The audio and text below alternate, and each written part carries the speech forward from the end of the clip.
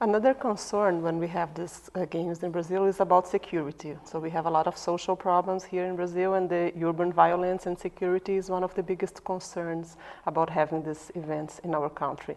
So considering this context, what would you say about sport and the militarization of urban society?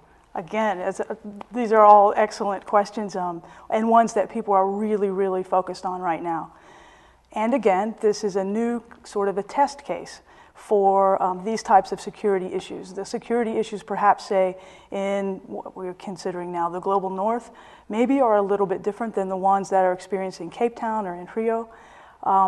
But as I mentioned before, when cities build these spaces to create these urban environments that they want to attract capital. Capital could be tourists, they could be new residents, they could be transnational capital to come and stay in our city.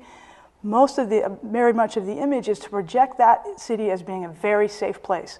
So you'd like to come, you can bring your family, or you can bring your corporation and be very, very safe here. So these places are carved out of the city, and then they're protected in ways that make it look as if the whole city is secure, when in fact, these parts of the city are heavily fortified. And perhaps it will be the case in places like Rio that they will have to be more fortified, will seemingly have to be more fortified than other places around the world. So there is a big rush to make sure that once these investments are in place, we have new stadiums, we have new hotels, we have wonderful restaurants, the government will make sure that these places are protected for the people and the investments that are there, and these are creating a number of problems. Recently, The Economist, the news magazine, published a piece on São Paulo and Rio, saying that there is now, the people are starting to think about invest in Rio de Janeiro, big corporations. Mm-hmm. So it's probably related to this impact of the possibility that the Olympics in Rio could change the environment for big corporations. For big corporations, yes, exactly. To make it safe for that investment, and if for whoever is fortunate enough or privileged enough to live in that space, they also will be safe. But of course, the crime continues. The problems continue for the majority of residents. The fact that the games are here now or this space is safe doesn't alter the spaces where people primarily live and work and need to go to schools. And so those issues probably will remain. There's no evidence to suggest just because the Olympics are here that there's something will magically change in a city for the residents. It's not a panacea, unfortunately. It's not, and it's not a magic wand. Yeah. Well, in Brazil, sports are very popular, especially soccer, which is the main sport practiced here. However, men practice sports more frequently than women, as well as they are more seen practicing sports than women. When we see on TV or even on the news, usually are men who are the athletes and not women. So it's still very difficult to women to be seen as athletes and not only as women or as beautiful women and so on. So could you please talk about the presence of women in sport in your country? Yes, well, I would not say that my country is the model for everyone to follow. So we have our own problems, and there are some of these too: the crime and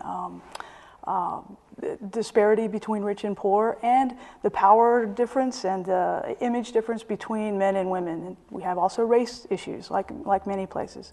However, I will say that I can turn on the television pretty much any day at any hour and see women competing on television, and that beginning at very young ages, women compete, and they compete in very difficult sports. But we have a long way to go, of course. We have less opportunity, particularly for women, to continue a career. We have a big college and university sports system, but we have limited opportunities for women to continue beyond that into professional levels.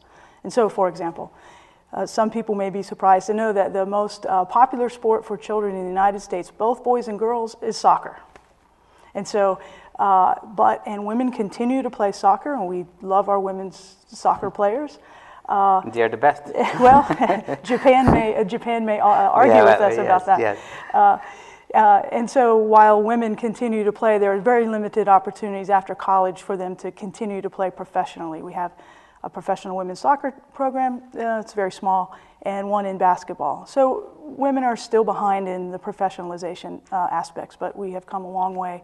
It's been a very difficult struggle and very, very hard-earned. You lectured on gender issues here in Brazil. What was your impression about the Brazilian situation in relation to what you heard from your colleagues and the students? Yes, well, I learned a great deal.